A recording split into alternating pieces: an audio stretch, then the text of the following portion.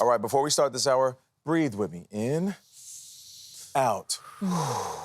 And that is where we begin with part 3 of our series, Psychedelic Renaissance. But in this story, no one will be ingesting anything. Lisa Ling visited the Sedona Conscious Living Retreat Center in Arizona to learn about activation breathwork. It's a breathing technique that participants say can lead to a psychedelic healing experience. Lisa joins us now. Lisa, good morning. Good morning, Nate. Good morning, everyone. Now, in our quest to find healing for the anxiety, depression, and the trauma that seems to be plaguing so many of us, we found an approach that doesn't require you to consume anything at all. But your journey could be as profound. It's something I jumped at the opportunity to try myself.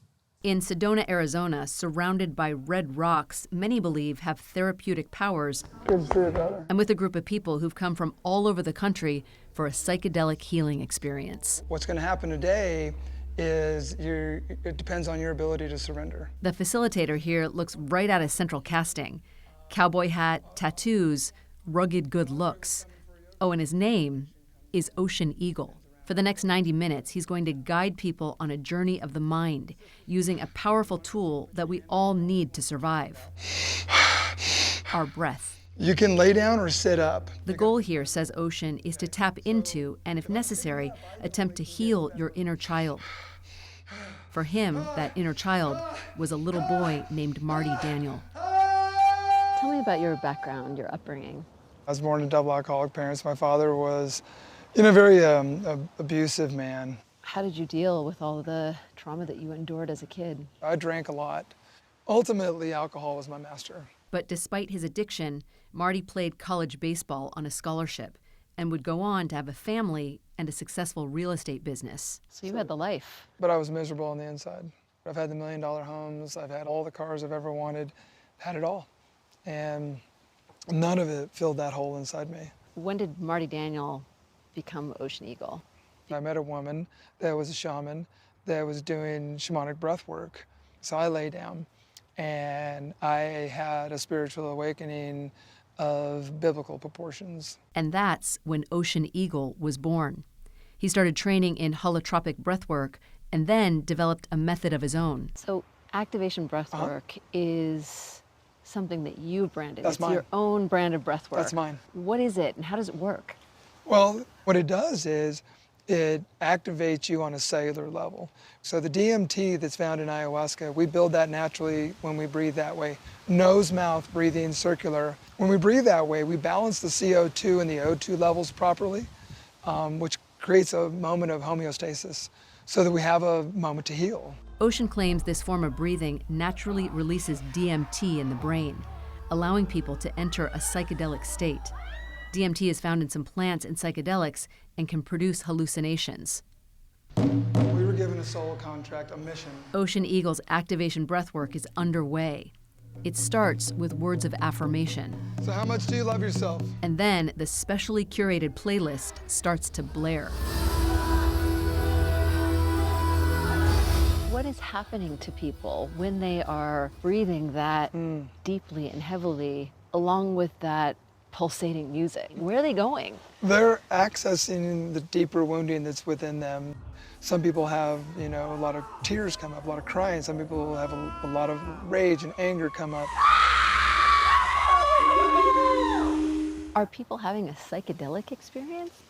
When the DMT gets activated, yeah, they can have a total psychedelic natural.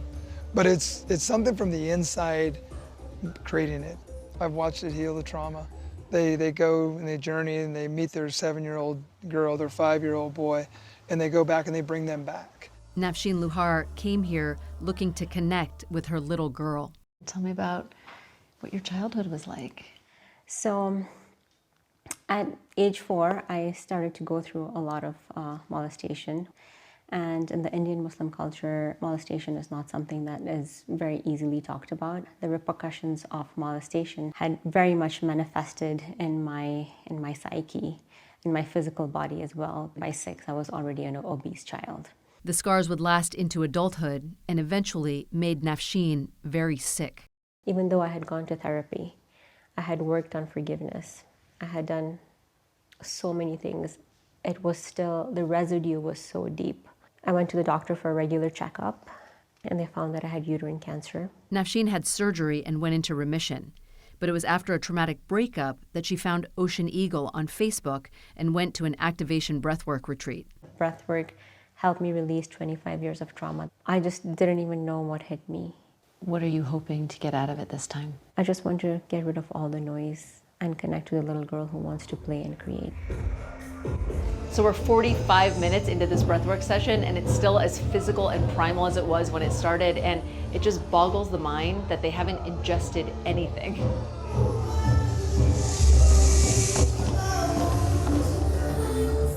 After 90 minutes, the music slows, and people start coming back to a space their minds had left. Ocean gathers the group to talk about their journeys. This is my first breath work ever, so my experience probably may be a little different than the rest of you. I felt like I got deeply connected with myself and reached out to a lot of my family. This voice was screaming in my head of like, why don't you ever ask for help? Why did you never ask for help? And I was just like sobbing because I realized that I'm the only one that's standing in the way of like my healing. Ocean, being the most amazing human being in my life who actually connected me to my little girl. That's exactly what I did in my breathwork today. I forgot everything else and I just found her and pulled her back into me. Tomorrow is round 2, and someone you know will be giving it a try. I'll be honest, I am a little nervous about this because relinquishing control has always been something challenging for me, but I'm going to do my best to just surrender and see what happens. As soon as the masks go on and the music starts, we're off. Plays with a bunch of soul contracts you made before you came here.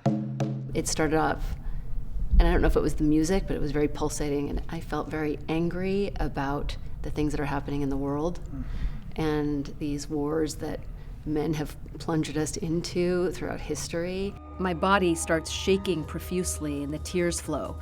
Ocean comes to lay hands on me, but I whisper, "Ocean, I need a woman." Jameen, another facilitator, comes, and I feel her energy as though her hands are burning my back. At a certain point, I felt like I was holding the earth, and I was almost like wrapping my mother hands around the earth, because I think it's going to take a mother and this feminine energy, right, to heal this deeply broken earth. And then this woman, and after I took my shades off, she just like wrapped me in this blanket. It was that energy that I needed, that I recognized that I need to bring to the world. So that was my little journey. Yeah. Wow. Lisa, thank you. Let me just say thank you. It's really amazing. Yeah, I mean, I realize how wild it looked, but it was a very real experience for me. And look, when you are breathing that heavily, it reduces the oxygen to the brain. And some scientists say that's when the pineal gland exerts third eye. DMT. That's exactly right. And that is what induces these psychedelic effects and allows you to access that altered state of consciousness. And some would say access trauma as well. And wow. Yeah, it was wild, and it was difficult to get into because I knew I was being filmed. I'm in this room where I'm hearing screaming, but again, it was a very real experience for me. You described it initially as a wild scene. I don't describe it as that. I describe it as intimate. And it's hard to do. You were at work, and that's why I wanted to come out and say thank you, because most people, maybe even us, will say, you know what, I'll pass. I'll watch from the sidelines. What was it like after you got done, you got home, the cameras were off, and you had time to reflect? It's a great question, Nate. I just felt so much bliss for days after the experience. And as you just heard, everything that's happening in the world has just been weighing so heavily on me and all of us. Right.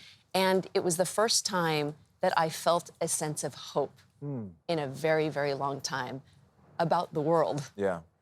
Wow. Wow. Quickly, when you were in your body, did something come over you? Did you feel like, you couldn't control your thoughts? What happened inside? I mean, my body was shaking profusely, and I wasn't trying to control the thoughts. I was just sort of allowing the thoughts and the feelings to just evolve, and it was powerful. It was powerful. And when that woman scooped me up, I mean, I I needed that. I needed to be held at that moment. And it was beautiful. And I hope more people are able to experience. And the amazing thing about it is we can do this all on our own. Yeah, you're right. so much. You're right. Wonderful, wonderful. The 3-part series has been terrific. Thank you, I'm with Tony. Nate. I want a part 4 and a 5 and a 6. No doubt. All right, please Come join back me next soon. time.